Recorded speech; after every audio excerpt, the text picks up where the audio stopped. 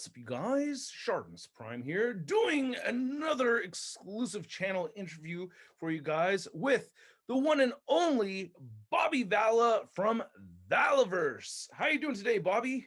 I'm good, man. How are you? Thank you for I'm having doing me. great. I'm having a really chill day, man. I have the house to myself, so there's no background noises or anything. So, so we're all good and clear on this front.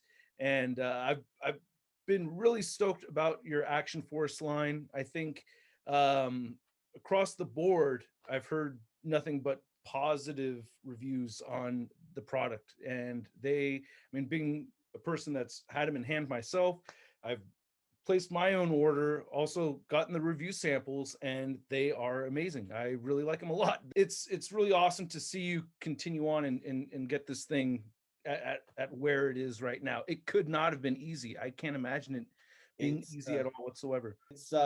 It's been an unbelievable amount of work. I can't even begin to tell you the amount of hours and work I put into all this. But it's also like, I love it. I love coming to work. I love coming to the office every day and working on this stuff. It's like, yeah, I would love to be doing the more of the design end of it every day, but it's like I'm packing orders. I'm putting labels on every single box that goes out the door to people.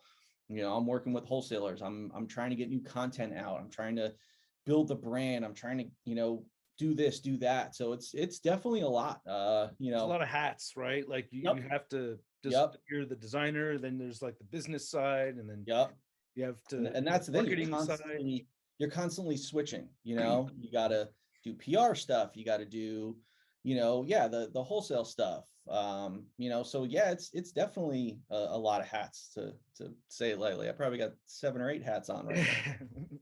I bet. So the one thing I wanted to ask you about is, like, especially about fulfilling orders and everything, is that it looks like your Series 1 figures are gone. Like I was checking Dorkside, BBTS, and I was checking the Valaverse website, and it looks like all your Series 1 figures are sold out. So now I know that there's a Series 2 coming out and everything right now. You graciously sent out samples for me to review for Series 2. Is there going to be any more Series 1 figures coming out? Are there going to be restocks? Are there more in production?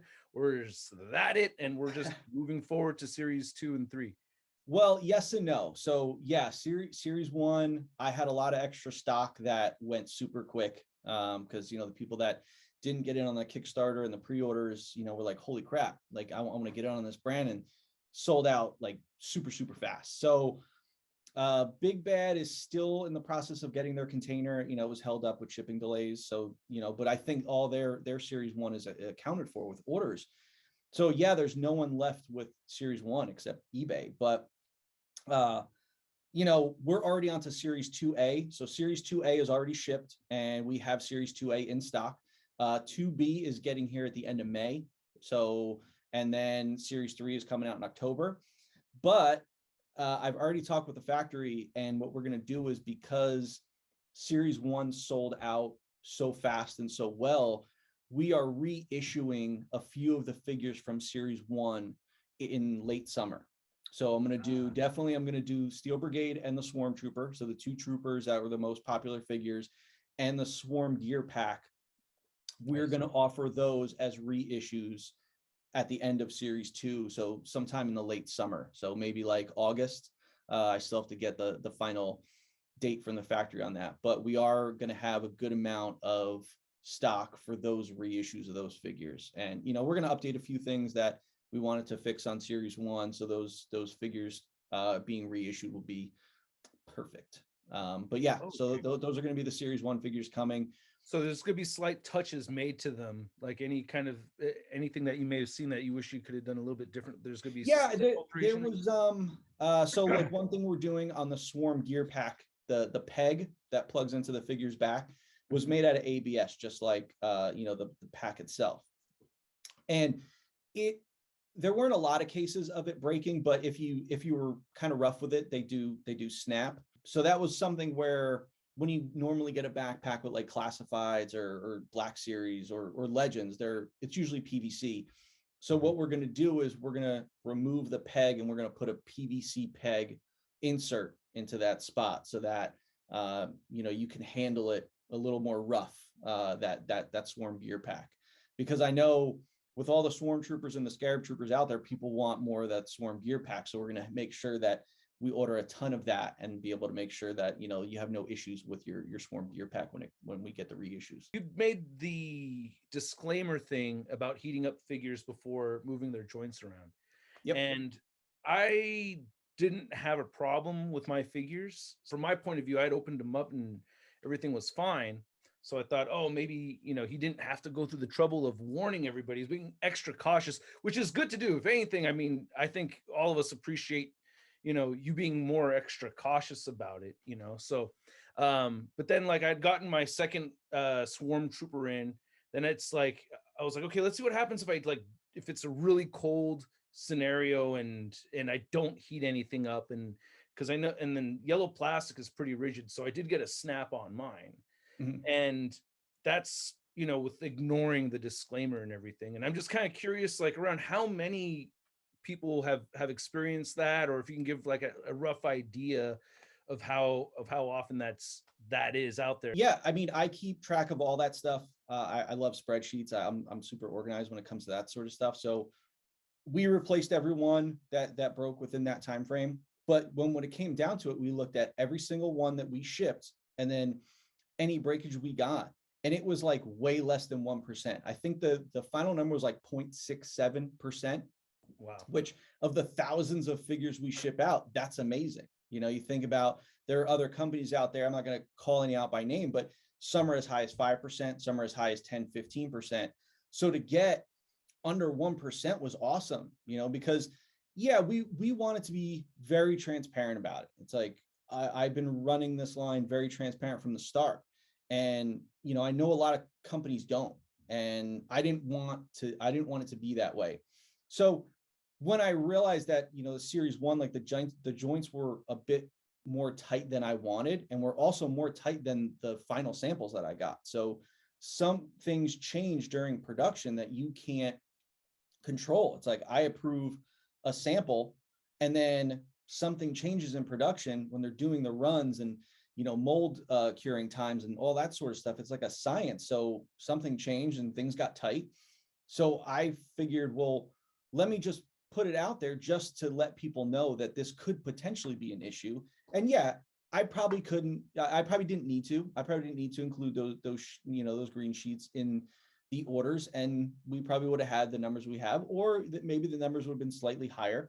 But I also, you never want someone to have a bad experience with the product they get. So if we put that in there and said, hey, look, here's the deal. I didn't want to, the last thing I want to do is sell a line where you got to include that. But also, it's not uncommon with our community. Like, I know the Four Horsemen include it with some of their products. It's like inside the packages. Other people have it as a slip sheet, that like the one I put in there. So it's not uncommon. There are also companies that have a higher breakage percentage that don't even acknowledge it and don't let you know. So I looked at it like, no, just it's better to be on the safe side than to not. Now, also, we're moving away from it. So series one had the green sheet. Series two is a much smaller green sheet, because series two, we put it in there as a precaution, but honestly, you don't need it on any series 2A figures. And then series 2B are even better. So we're not even going to include the heat up sheets in series 2B, because we've ironed out all those issues for series 2B. Awesome. I love the transparency, because I mean, at first I was like, oh, okay, he's trying to cover his ass a little bit over here, because he's got this potential mass defect going on. Then after they came out, I haven't seen many complaints at all about breaks or anything. Like it's just not, especially compared to other toy lines that are out there, it's like far less than what I've seen from toy lines that actually have gotten a reputation for having a lot of breaks and everything. Yeah. So then it turned into that. We're like, oh wow, that's a collector talking to other collectors. It has that kind of when I reflect on it, it has that kind of vibe on Sure. the whole thing. So Yeah, I think that's cool that you're going about doing that, and I think I'm pretty sure everybody appreciates that. So I think that's Well, I think awesome. the And other thing to consider is, you know, like us, like you, me, hardcore collectors, we know we've collected enough lines that if we encounter a tight joint, it's like, okay, hit it with some heat, it'll loosen up.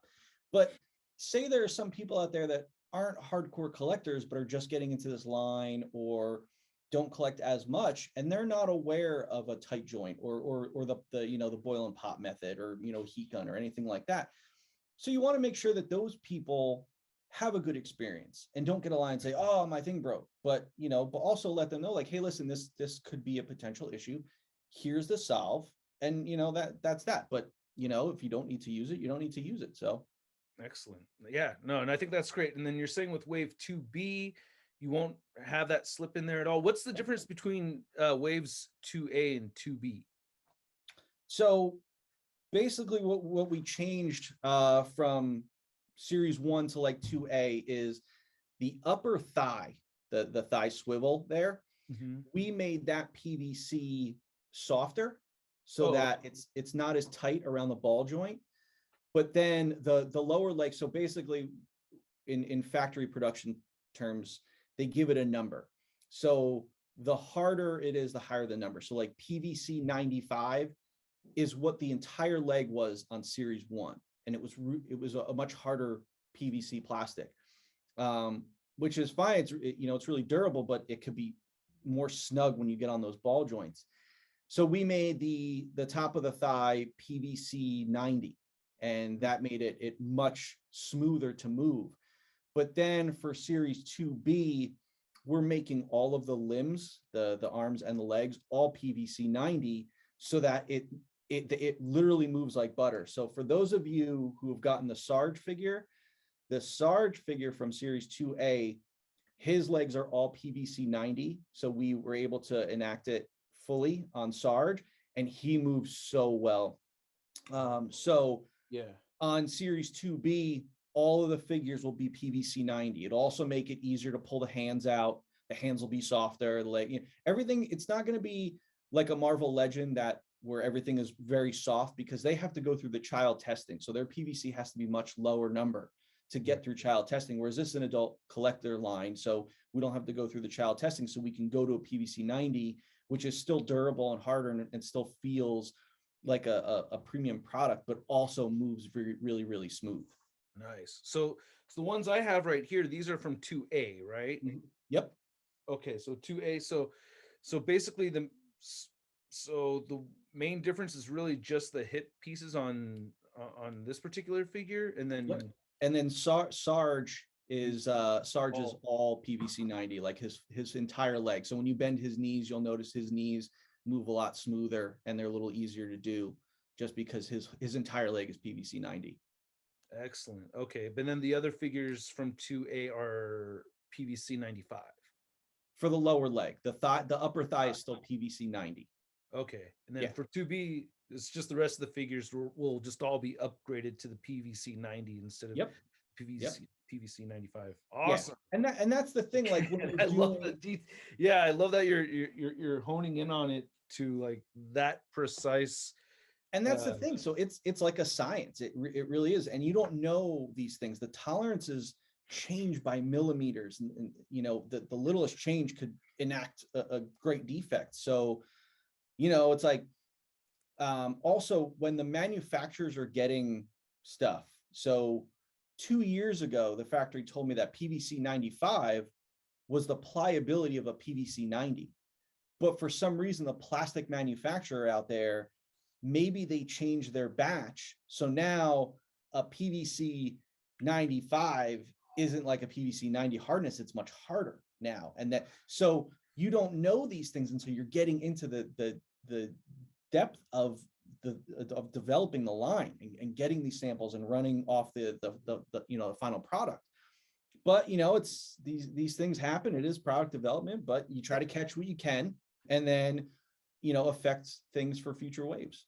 Sounds like when someone's buying a t-shirt and you tell them it runs a little large. Yeah. So it's like they told you they all run a little large, but then like when it actually got produced, it didn't come out a little large like how they've warned you or expected, Sure. right? So Sure. there's always Yeah, it's like, dude, wow. I'm a 32 in jeans. It's like there are times where I'll go to one store, get 32 and it's super tight. I'll go to other stores, I get a 32 and it's I'm swimming in the waist. So it's like, you Mhm. know, all that stuff always changes from product to product. Right, right. And then another thing about the Series 2 figures, I noticed they're available at Big Bad Toy Store and Dorkside Toys. I checked those websites. The pre-orders are up right there. And then but on the Valaverse site, I don't see them there. I just see the Series 1 figures. So are these going to be Nope. available on No. Yeah, on Valaverse.com, Series 2A is fully in stock. So Oh, we have all 4 figures from where did Series 2A. how did I miss that? Series 1 sold out on Valaverse.com, and Series 2B, the pre-orders are closed. I think Dorkside and Big Bad still have pre-orders open for Series 2B, Okay. but mine are closed. But all of 2A is fully in stock right now Okay. on I probably just Valaverse.com. got stuck on the Series 1 page or something. That's all right. But Yeah, it's cool. when you go to the shop page, it shows Series 1, 2A, 2B. But once 2B gets here, we'll morph 2A and 2B all into just one Series 2. And then we're going to have a ton of extra stock for Series 2B as well. So hopefully we don't run into, you know, what we ran into on Series 1, where it's great that the line sold out, but also you want to make sure people can get your product. Right, So, right. but when you're starting out, you know, as a small company and you're starting out with your first line, it's hard to like order thousands of extra product because you don't know, say the line doesn't do well or it's not as popular, and then you're left with all this product and you got to pay that out of pocket to get those made, and you don't know if you're gonna, it may take you a year or two to sell through it. So there's that kind of that sweet spot where what is enough product to have in. So Right. Gotcha. And then for Series 3, I've seen some videos of you talking about Series 3. It looks like it's an all-female line. Is that correct? Yep. That And all female. and it looks pretty awesome. Oh yeah. Yeah, I like the female Steel Brigade prototype that I saw. There's a first shot of Pandora. Yeah. The female figures are great. Looks great. I'm really excited. No, that looks fantastic. And then yeah, the Steel Brigade looks like, and that's a different helmet completely, right?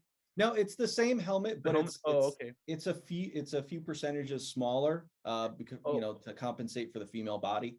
But we also have I'm working on a surprise for that Steel Brigade female figure. So maybe some news will be coming in the next month or two, but it's gonna be fun.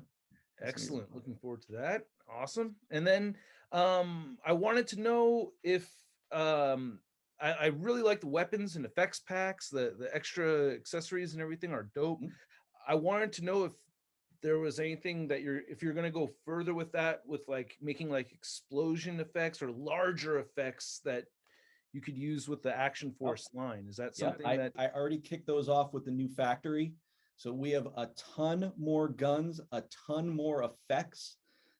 We have some deluxe weapons coming as well. So yeah, all that stuff has gotten kicked off with the factory already. So hopefully we'll get those out either on the same timing as Series 3 or like maybe like winter of this year. So right after Series 3. Because it's like, I want to try to get as much product to you guys as possible. I know we're in a time right now where money is tight, but there's also so much product out there from other companies. But also, I'm a firm believer, if you don't get product out, your brand kind of goes stale. You want to keep your brand in the spotlight. So the fact that we got Series 2A out a month and a half after Series 1 was amazing. So I want to kind of continue that, keep getting product out throughout the year. Excellent.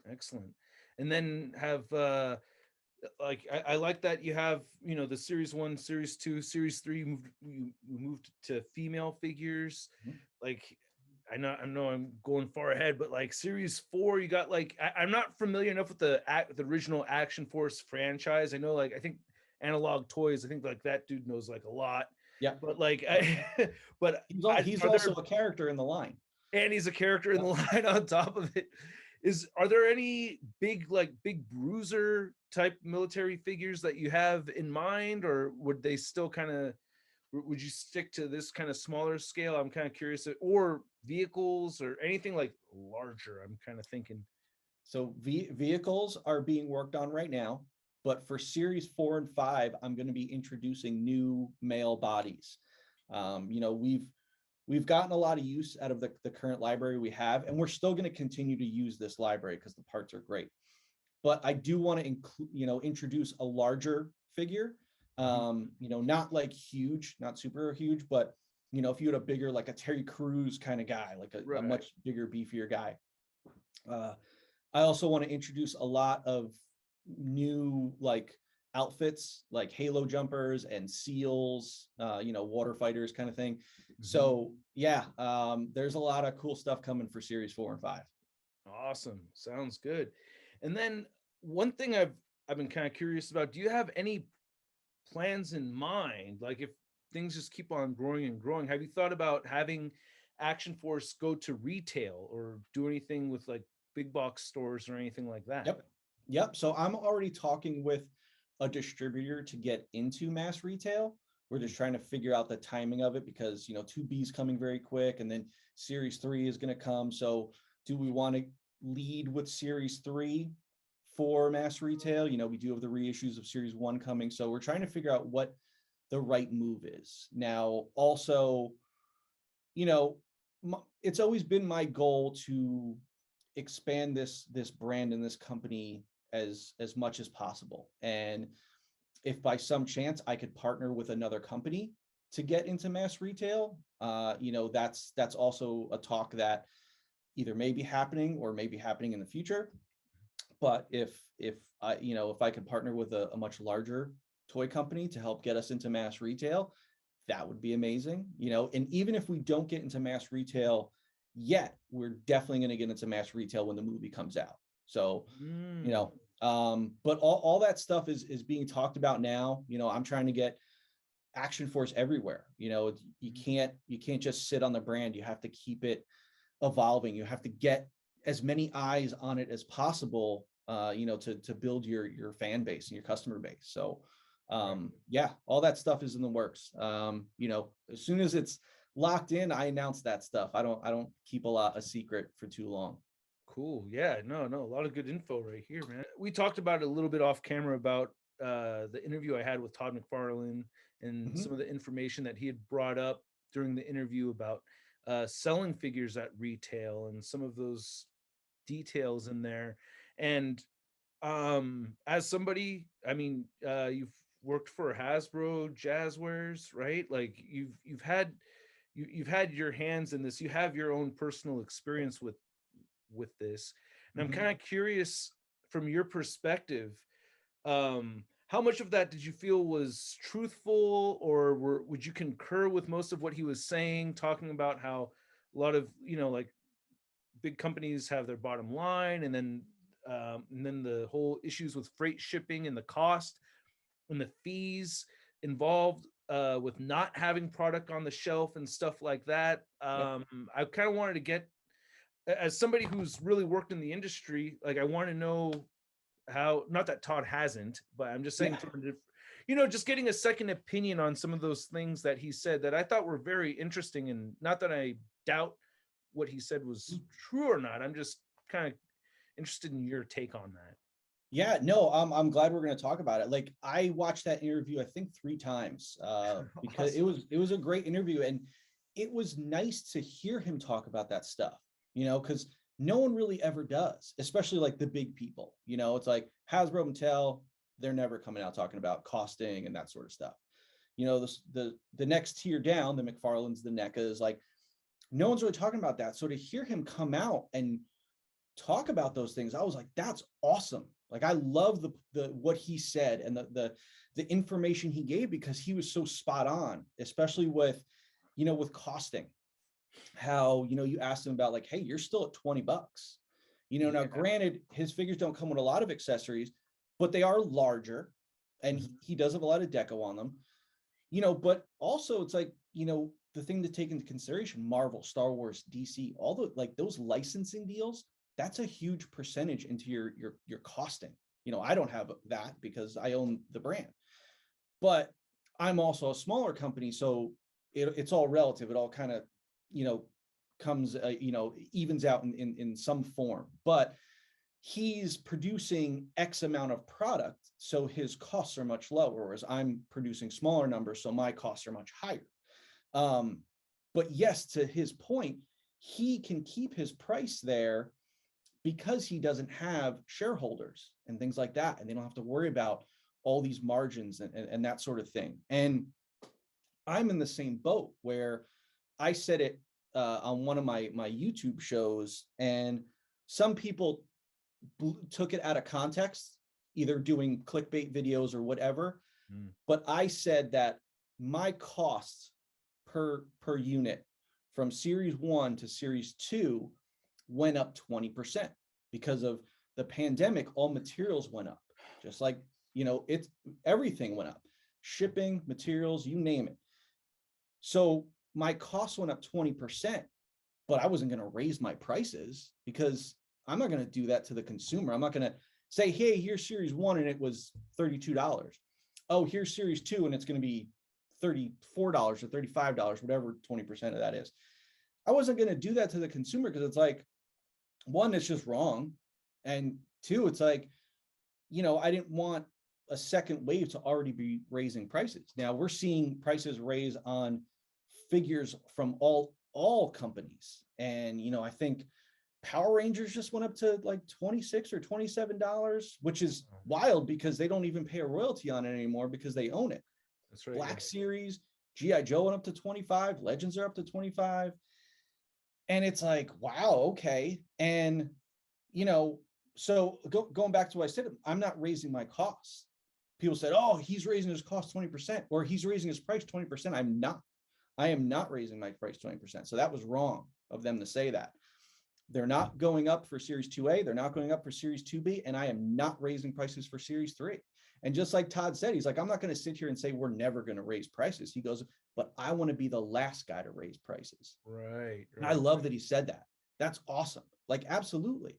If you don't need to be greedy with this stuff. It's like, if you can make a successful brand, you'll be successful. Like, you don't need to say, I'm going to try to get as much and squeeze as much out of that sponge as possible. It's like, well, if you squeeze all the water out of it, are you ever going to get water back in that sponge? It's like, no, you don't need to take all the water out of it, dry it up. Like, right. There's just certain things you don't need to do. But again, the points he was making about big companies versus, or publicly owned companies versus not publicly owned companies. And, right. People have said to me like, oh, his $32 is a lot for a figure. It's like, I get it, because you're used to seeing Legends, Black Series, that sort of thing. But Marvel Legends, Black Series, they don't come with much anymore.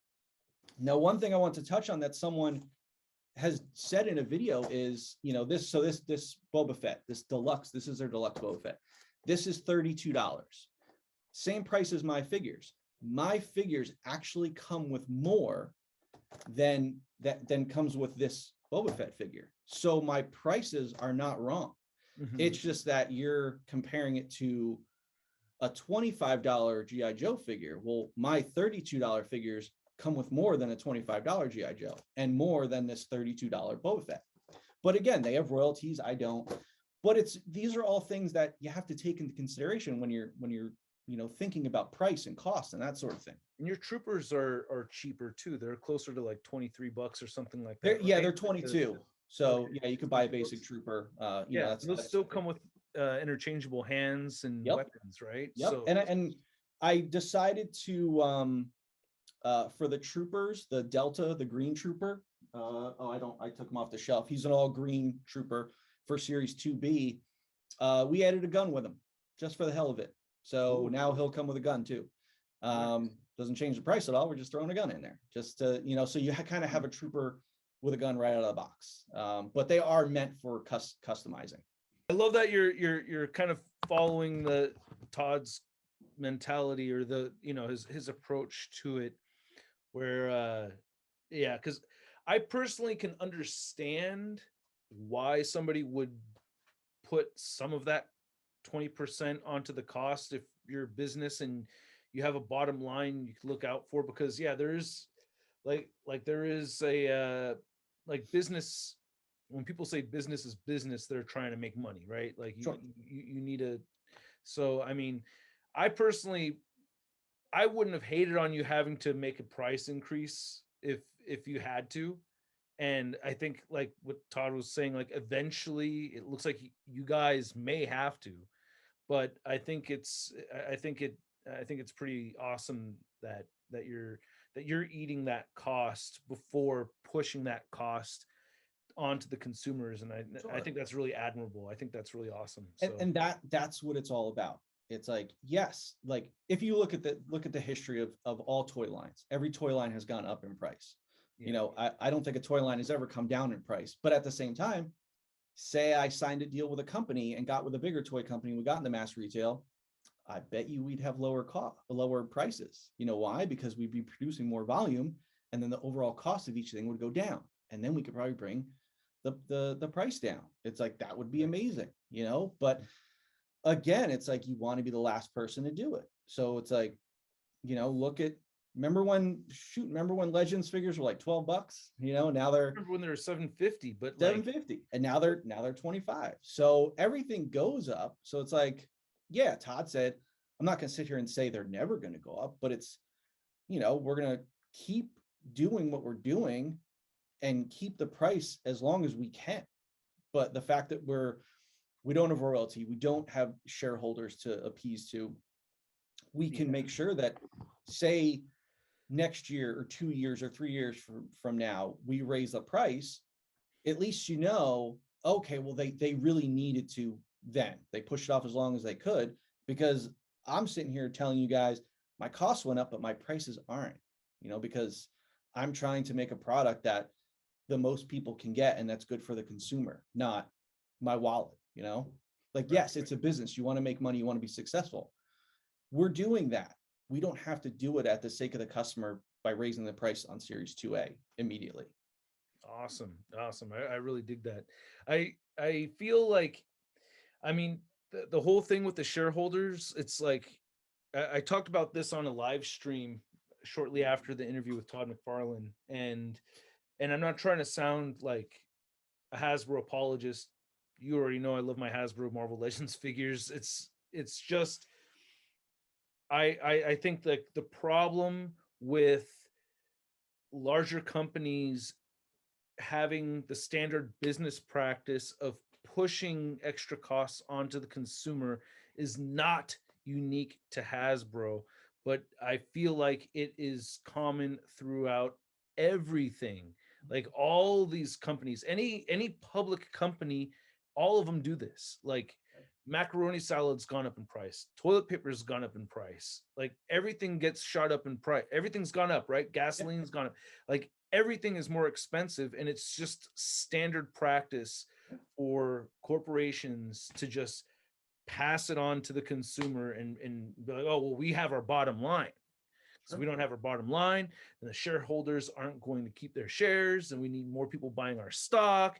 We need to look good and robust, and that's just like the gambling game that our economy is like really built around. So, while I mean, still like not saying that they're any less guilty for having the greedy factor there, because it's really happening, but it's not unique to Hasbro. I'm not personally going out of my way to single out Hasbro with that. It's all corporations are doing it, and it's just very unfortunate that that's the situation that we're in right now, because it would be helpful for our wallets, not just as collectors but as consumers in general, if not all corporations had to pass the cost on Sure. to their consumers. And the fact that, I mean, I hope other smaller companies in different industries have your kind of mindset, have Todd's kind of mindset, where you're focusing on your brand, you're focusing on loyalty with your consumers. I think what you're doing is you're showing loyalty to your consumers by eating that cost, you know? Like I'll take those bullets. I'll take those before you have to take them. I think that's Sure. I think that's cool, and I hope more people follow that. And if I ever get my shit off the ground, I will too. But we'll see. So well, listen, anyway, for your sake, man, I hope shipping comes down, because so God that was another damn, thing about it. I don't even, oh God. Listen, so just to kind of give you guys a little bit more insight on to that. So like Todd pointed out, I think he said $2,000 or $3,000 it was for a container. Now you're paying more than that. Well, he said it's like 6 or 7 times that now. Well, for Series 1 and for Series 2, I've been using an expedited shipping service, which gets it here in like 30 days. That's how I've been able to get 2A out, a month and a half after Series 1. But it's like, Big Bad with their Series 1, they took the normal shipping route that went through all the mess in California, so it delayed their container. I didn't want that to happen. If I use the regular shipping service, I'd still be waiting for my product for Series 1. But that's an additional cost that I'm eating. Like, right. The cost that a regular container went up to was about 20, went from 3,000 to 20,000. Now it's like the expedited shipping service I pay is 3 times that. So I'm paying that much to get the product here, and that's a huge hit. But also, listen, can't make an omelet without breaking some eggs. Either you save money and then don't have the product here quickly, or you spend money to get your product here quickly. Like, to me, it's like, it's not even a thought. Like, of course I'm paying the expedited shipping, So it's like, yeah, it sucks, but it's the way of the world now. It's like, things are just changing. It's just the way things are nowadays. Hopefully things change and it comes like gas fluctuates. Hopefully shipping comes down and it's not kind of one of those things where it's a standard, from here on out. I hope that the shipping comes down. Yeah, me too. Gosh, I've always wondered about how awesome it would be if there was at least like one factory in the United States that produced action figures. I looked into it. I called a bunch of different factories throughout the United States. They just don't have the injection molding ability to do what we do on figures. Like the double elbow, like, yes, I have pinless joints on the elbows. So that's, a double injection process. When there's pins, it's not, you mold 3 parts and then you pin them together. They don't even have the ability to do the pins. So it's like, they're just not there, because when that kind of manufacturing moved away and went to overseas, it was almost like a lost art. So no one passed down that knowledge. So they don't know how to do it. So if I were to give an American factory one of my figures and say, can you produce this? They said it would take somewhere between 1.5 years and 2 years just to figure it out. And then production after that. So the lead time is just too long, and and then the cost is just too high. I would love to be able to say these are made in America. It's not the age we live in. It's just, I don't think it's ever gonna, it's never really gonna get to that. It's just, we're kind of too far gone at that point. I think what it would take is what you need is like an Elon Musk type like billionaire to like take someone from overseas who has a factory and bring them over here and say, make me a factory. Tell me what needs to be done. Like, here's a blank check. Here, tell me all the stuff you need, the cooling process, and all that stuff. Like, get that done. And that. So it's just, we just need a philanthropist or a charitable mindset to make that happen. But I think the question is, say this was made in the United States and it was $60.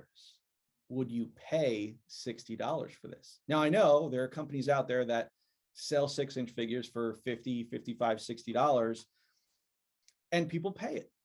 But, could you get people to pay more for something that they currently pay $30 or $32 for? That's the question. No, it's kind of like what I'm dealing with vehicles right now. I'm in the process right now of designing a vehicle or two and figuring out how much it should cost, what the overall cost should be, that sort of thing, because everyone says they want vehicles until the vehicle actually comes out, and then they're like, ooh, that's really expensive.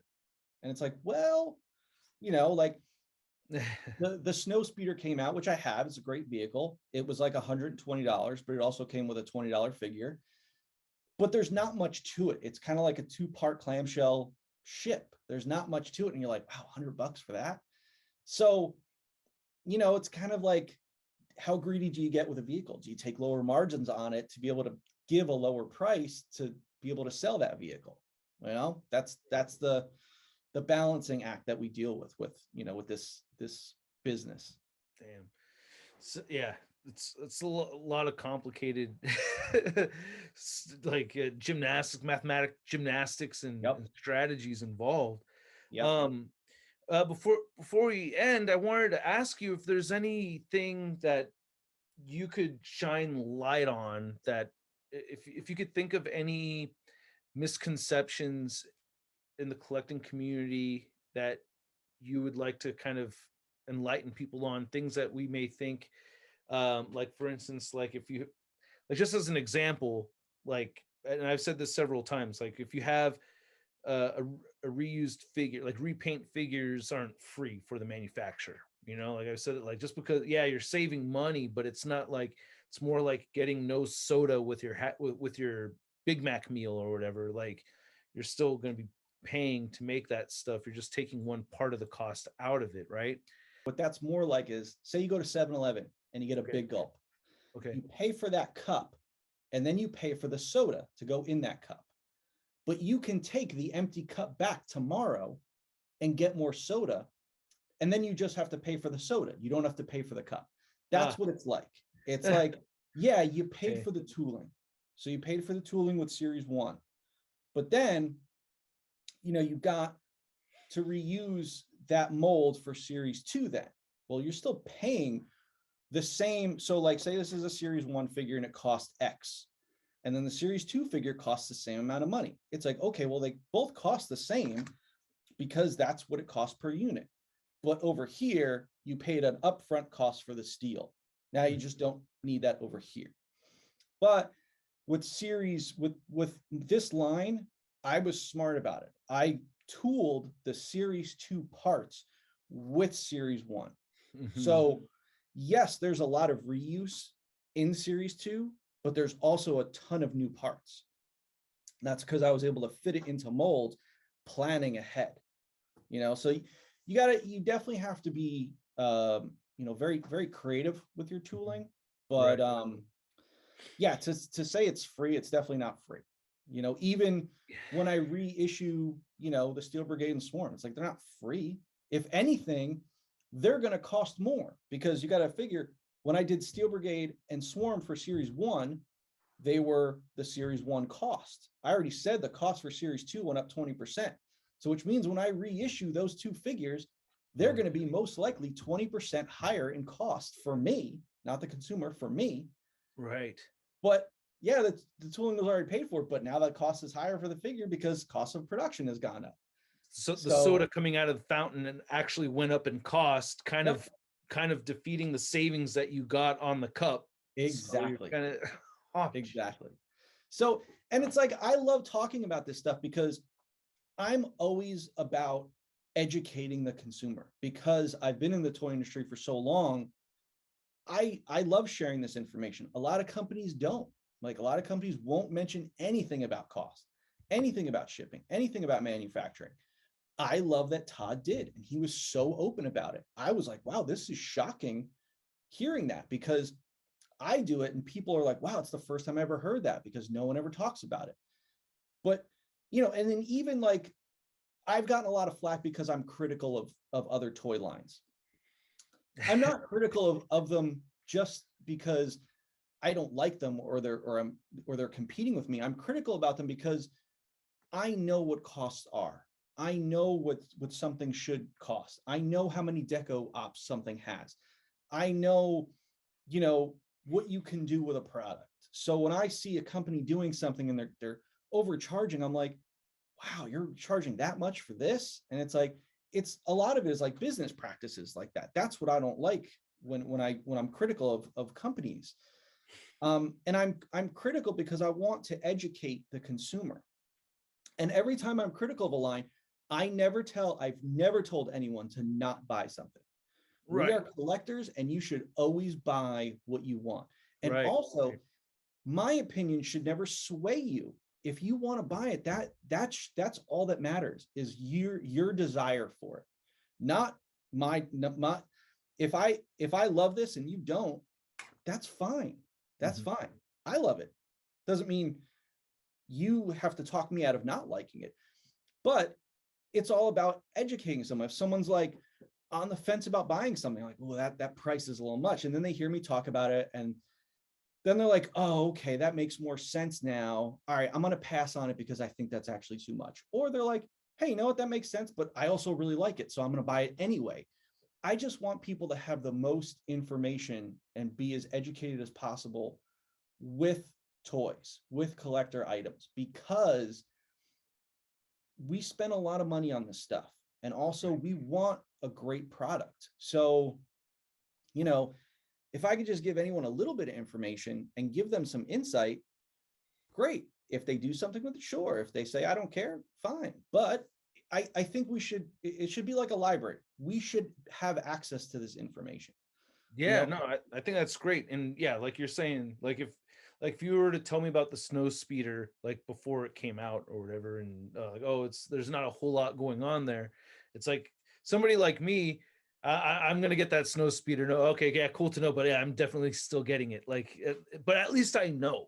And then I think when you know, the more we know as consumers, the more we're actually going to have a better chance at kind of steering things in the direction of where we want things to go. Unless there's anything else you wanted to share with the viewers or anything, Bobby, I think that about wraps it up. Yeah, no, it was fun talking about all this stuff. You know, for everyone that buys Action Force stuff, thank you. Big thank you to all the Action Force fans out there, the people that are digging the line. Thank you guys for you know, making it popular to the point where it's here to stay. So I'm very thankful to all of you out there that made this all possible and are continuing to make this all possible. You for bringing me on and allowing me to talk about it, for loving the line as well. Thank you. Yeah, no, and thanks for making the time to do this too. I love getting into this kind of stuff. So I'll make any time for you. I love talking about this stuff. Awesome. Thank you again so much, Bobby. Then for you guys looking for your Series 2 figures, you can find them in stock now at the Valaverse website. So I'll have a link in the description below for that. But thanks again, Bobby, so much for making this. Really appreciate it. Thanks you guys for watching, and I'll catch you guys later. Peace. Hey, new ShartimusPrime videos. Hey, you should click one. Yeah, click on one of them. Or subscribe if you haven't.